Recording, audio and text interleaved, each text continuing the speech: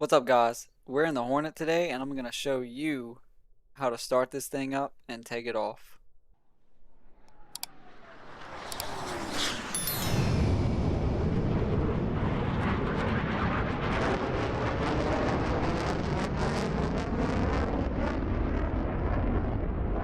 So, you may have just bought the Hornet, and you get in here and see all of these switches, and you get so discouraged, and you're like, I don't want to do this anymore. But starting the Hornet is actually one of the easiest jets to start. And I'm also going to show you how to hook up the data link because nobody showed me, and it took forever to learn.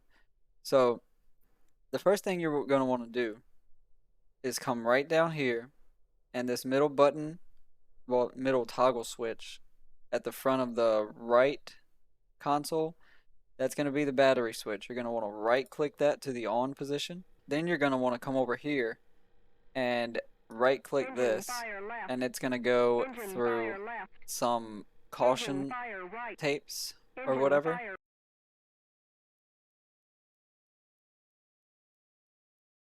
Bleed air left. Bleed air left. Bleed air right.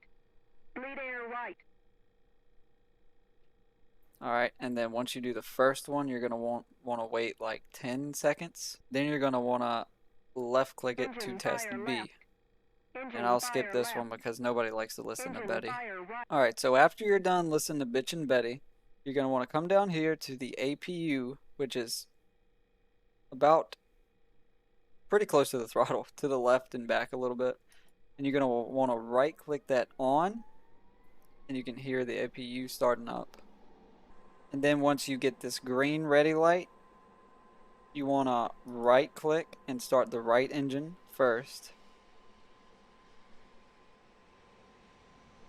And this is your engine management panel. I don't know the exact name for it. But once this top RPM number gets to 30, you're going to want to move your right throttle detent to idle, which I believe the stock keybond is right shift home. You're gonna want to let that spool up, and it'll stabilize around 60, maybe low 60s. And now that then Betty will interrupt you once that engine gets on. So you're gonna want to turn all your MFDs on by right clicking them twice today. Then come down to this knob, which is your multi-function color display. Turn that all the way on to bright. Then this knob right here that says BRT on this panel right here, that is your HUD. Turn that all the way up.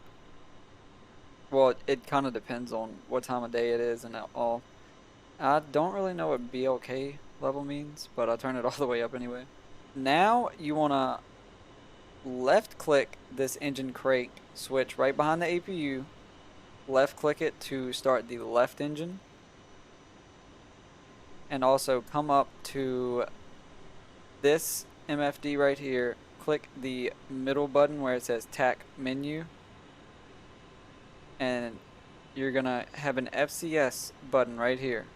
You wanna hit that, and you notice all these X's. We'll fix that in 1 second. And now you're gonna wanna, once you see this number is above 20 on the left side, you want to press you want to press right alt home to bring the left throttle out of the idle detent, and that will also spool up to equalize around 65%. And now that all of that is on, you want to double click the master caution. That'll get rid of some of the cautions, and then you want to come back right behind the throttle where this red toggle switch is. You want to click and hold this reset button. That'll get rid of all of the X's up here. Once you've done that, right here behind the battery switch, not this knob, but this one right here, you'll see bleed. You want to go near the bottom of that, right click that 1, 2, 3, 4 times. Since we done the test, it closed the bleed air valves, and that will open them back up. And next, don't forget this, because I've forgotten this and it's a really bad time. The OBOGs right here, which is your onboard oxygen generating system, You want to right click that to the on position, and now you're ready to close your canopy. You see all of these are blinking not ready. Just click stop up here in the top right. And after you do that, you want to there's a little toggle switch right here, directly to your right. It's the only one on this wall. You want to hold left click on that, come up here on the top left, FCS MC, and then click it one more time, and you'll see it's in test. Make sure this switch goes back down, and it will test all of your flight control surfaces. And get the hydraulic fluids moving through them. And while it's doing that, you want to come over here to the where it says RUD trim. The top button right here, you want to click that, and you see it'll bring the stabilizers up. So it's in takeoff trim now. And you see these are all go. So next, you probably should have done this a long time ago, but I completely forgot about it. Turn your radar to standby to warm that up. And then this right knob right here, where it says INS, you want to left click that twice to ground. And if you want to get rid of your stick, you press backspace on your keyboard. And you see this is your, what is this, the HSI page? So you want to click the STD HDG, which is your stored heading, and that will now align your INS with your stored heading. So while we're waiting for that to finish, you want to uncage your backup ADI. You do that by scroll wheeling on this until the little red flag on the side goes away, and then you line up these lines with the horizon, and that's good to go. And to turn on your data link, so this confused me for the longest time because I could not get it to work. You want to press data link. This is going to be link 4. You want to press data link again, hold on, and now your data link is on. IFF, just click IFF, hold on, and now your IFF is on. And once this is done aligning, I will show you how to put that on this screen to see your friendlies and enemies all at one time. Okay, so you see the OK right here. That means your INS is done aligning. That means we can come over here. This same INS knob, you can double right click this to IFA, which is in-flight alignment. I've tried not nav mode, but that's never worked for me. So in-flight alignment keeps it aligned while you're in flight. So on this page, you want to click menu. The SA is the Situational Awareness page. You want to go on that, go on Sensors, RWR. Oh, don't forget to turn that on. It's right down here. So turn that on to all, friend. You can do no ID, RWR ID.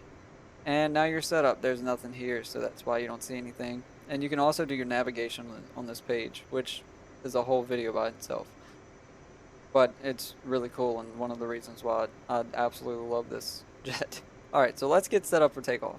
So first thing you want to do, put your flaps to half by a left click. It's going to start in the full position. You don't want that. Right click the park and brake right here, and it will store itself.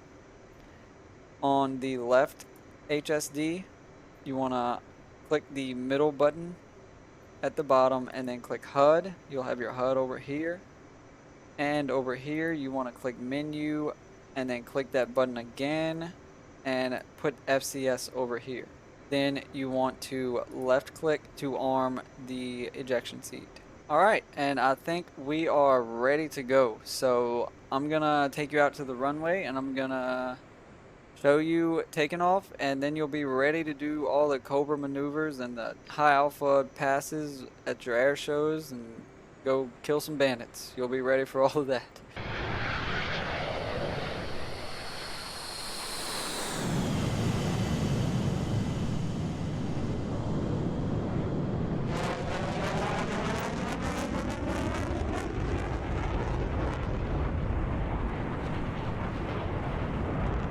Okay, so honorable mention, don't forget to turn your formation lights on if you're flying with people, and your position lights.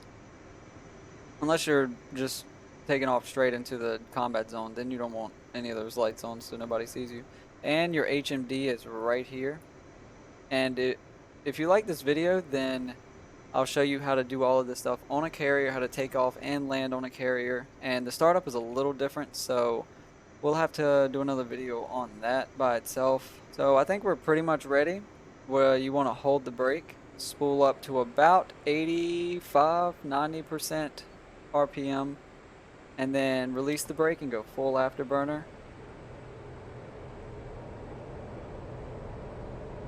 Build up some speed, and at about 150 you want to rotate, and she'll come right off the ground like it's nobody's business.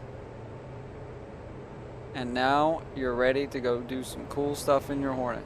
So once you take off, you want to put your flaps in auto and let your landing gear up, and you're good to go.